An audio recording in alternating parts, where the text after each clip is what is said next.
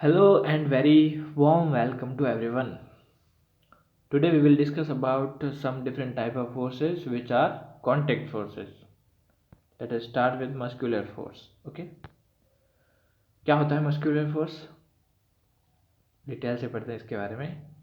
Can you push or lift a book lying on a table without touching it? अगर किसी table के ऊपर कोई बुक पड़ी है तो उसको बिना टच किए उठाया जा सकता है? नहीं.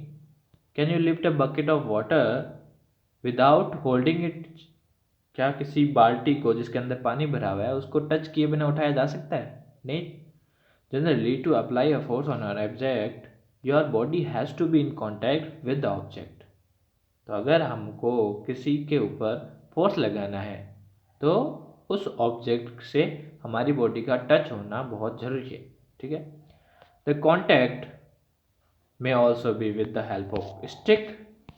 तो जो ये कॉन्टैक्ट है ये किसी स्टिक की हेल्प से भी हो सकता है और पीस ऑफ रॉप या किसी रस्सी की मदद से भी. When we push an object like a school bag or lift a bucket of water, where does the force come from? तो जब हम लोग किसी बाल्टी को भरी हुई बाल्टी को उठाते हैं या किसी बैग को उठाते हैं तो हमारे पास ये जो ताकत है ये फोर्स है वो कहाँ से आता है? This force is cause by the action of muscles in our body. तो ये जो फोर्स लग रहा है वो हमारी बॉडी में मौजूद मसल्स के ताकत की वजह से लग रहा है, मसल्स के एक्शन की वजह से लग रहा है. The force resulting due to the action of muscles is known as muscular force. तो वो फोर्स जो मसल्स के एक्शन के कारण लगता है, resulting due to the action of muscles, इसी को ही मस्क्यूलर फोर्स बोलते हैं. ठीक है. It is the muscular that that enables us to perform all activities involving movement और bending our body. तो बॉडी के अंदर जो मूवमेंट होता है, हम चल पाते हैं, फिर पाते हैं, हाथों को इधर उधर घुमा पाते हैं, गर्दन घुमा पाते हैं, तो ये सारे मूवमेंट मसल्स की हेल्प से होते हैं. ठीक है. In class 7th you have learn that in the process of digestion the food gets push through the alimentary canal. तो 7th क्लास के अंदर जो डाइजेशन का पोर्शन था, डाइजेशन पढ़ा था, तो उसके अंदर क्या पढ़ते हैं अपन कि डाइजेशन के वक्त जो मुंह में लिया हुआ खाना है, फूड पार्ट है, तो वो डाइजेस्ट होने के बाद में, सॉरी, डाइजेस्ट होने से पहले जो स्टोमक तक पहुंचता है तो वो एलिमेंट्री कैनाल के अंदर से गुजरता है. तो ये भी किसकी वजह से? उसके अंदर की मसल्स के कॉन्ट्रैक्शन और रिलैक्सेशन की वजह से. तो ये मस्कुलर फंक्शन होने की वजह से ही वो जा पाता है. You also know that lungs expand and contract while we inhale and exhale air during breathing. जब हम सांस लेते हैं तो क्या होता है? हमारे लंग्स कॉन्ट्रैक्ट और रिलैक्स होता है, फूलता है, सिकुड़ता है. ठीक है. तो इसी वजह से हम सांस ले पाते हैं. तो ये भी क्या है? मस्कुलर वर्क हो गया. Where are these muscles located which makes breathing possible? जो हमारी ब्रीदिंग को पॉसिबल करता है ये कहाँ होता है? हमारी थोरेसिक कैविटी के अंदर, हमारे चेस्ट के अंदर. Okay. Can you list a few more example of the force? हाँ बिल्कुल. जो हमारा हार्ट है उसके अंदर कार्डियक मसल्स होती हैं, वो मसल्स काम करती रहती थी, उसमें भी कॉन्ट्रेक्शन और रिलैक्सेशन होता है और वो ब्लड को पंप करने में हेल्प करती है. ये भी मस्कुलर फोर्स है. Animals also make use of muscular force. Animals के अंदर भी तो मसल्स होती हैं तो उनका भी यूज किया जाता है for carry out physical activities and other task. कुछ ऐसी एक्टिविटीज करने के लिए और कई काम करने के लिए. Animals like bullocks, horses, donkeys and camels are use to perform various task for us. तो जो बैल है और हॉर्स है, घोड़े, गधे, ऊंट, इन सब का यूज हम लोग आम जिंदगी में कई तरह के काम करने के लिए करते हैं. कैसे? उनके मस्कुलर फोर्स को यूज करके. ठीक है. देखो, since muscular force can be applied only when it is in contact with an object, it is also called contact force. ठीक है. क्योंकि क्या पता चला अपन को, जो मस्कुलर फोर्स है वो ऑब्जेक्ट के ऊपर अगर लग रहा है तो वो ऑब्जेक्ट उसके कांटेक्ट में आना चाहिए, तो इसको कांटेक्ट फोर्स भी बोला जाता है. Are there other type of contact force? और भी हो सकते हैं कांटेक्ट फोर्स. हाँ बिल्कुल. नेक्स्ट कांटेक्ट फोर्स आता है हमारे पास फ्रिक्शन, जिसको घर्षण बोलते हैं, जो दो ऑब्जेक्ट के बीच में लगता है. ठीक है. फ्रिक्शन, जैसे कि इसके ऊपर बॉल घुमा रहे हैं तो बॉल थोड़ी देर बाद में रुक जाएगी। किसकी वजह से? कि इसके अगेंस्ट में क्या हो रहा है? फ्रिक्शन लग रहा है सरफेस का। तो फ्रिक्शन फोर्स दिखता नहीं है लेकिन लग रहा होता है। तो इसको डिटेल से समझते हैं। Recall some of your experience. A ball rolling along the ground gradually slow down and finally comes to rest.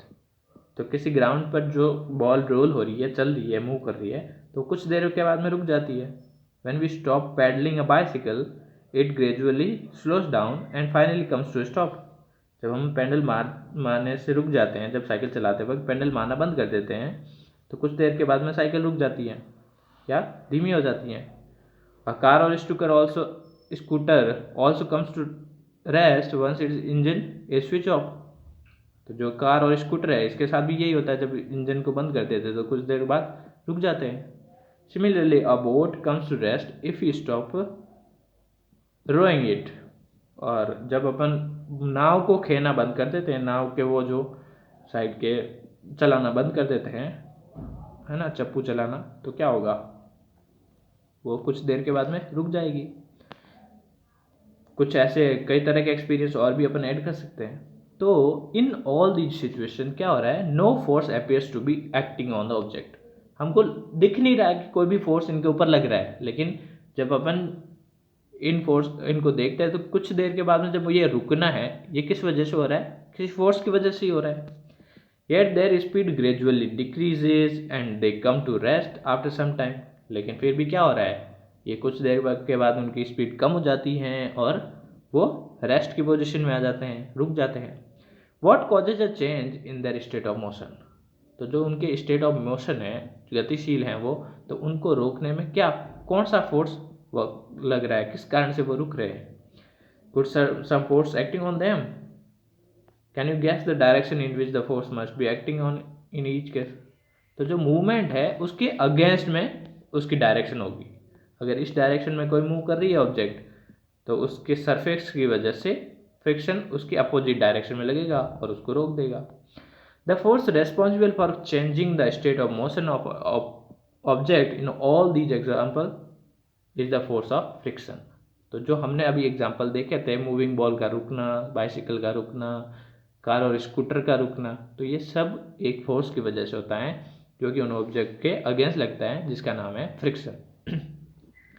It is the force of friction between the surface of the ball and the ground. तो ये किसके बीच में लगता है? Ball और ground के बीच में। तो ग्राउंड बॉल को रोकने की कोशिश करता है। That brings the moving ball to rest, जो चलती हुई बॉल को रोकने में हेल्प करता है। Similarly, friction between water and the boat brings it to a stop once you stop rowing. जब अपन चप्पू चलाना बंद करते हैं बोट का, तो कुछ देर के बाद में जो वाटर और बोट के बीच में फ्रिक्शन है वो बोट को रोक देता है। The force of friction always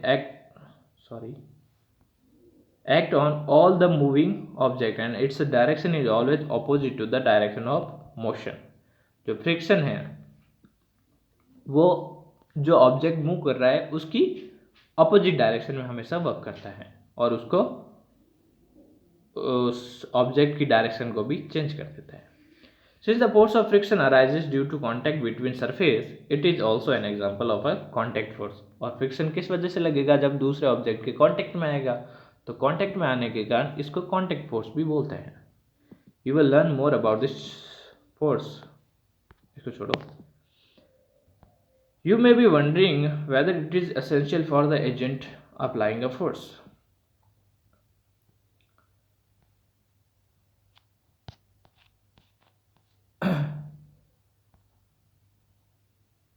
तो ये कैसा होगा?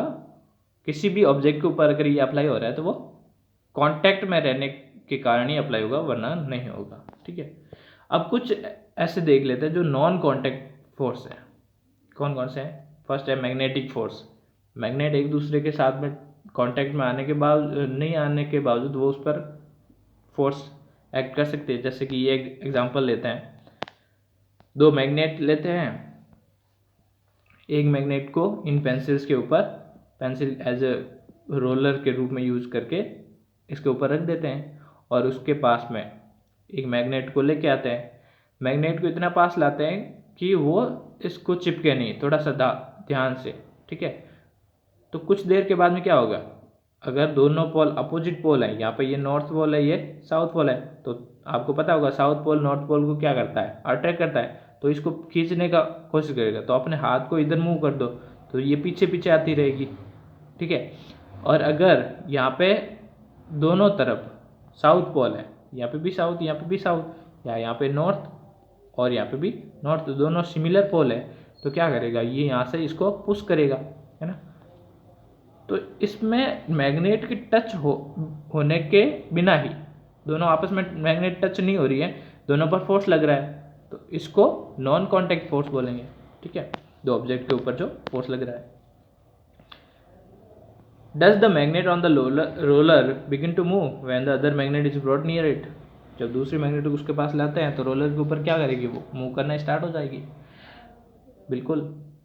Does it always move in the direction of the approaching magnet? तो वो तो उसके किस पर बेस्ड होगा, उनके पोल्स पर बेस्ड होगा कि उनकी डायरेक्शन किस तरफ होगी। अगर सिमिलर पोल होगा तो जिस तरफ अपन हाथ खींचेंगे, सॉरी, अगर सिमिलर अपोजिट पोल्स होंगे तो जिस तरफ अपन हाथ खींचेंगे उसके ऊपर पीछे पीछे चली आएगी, और अगर अपोजिट पोल होगा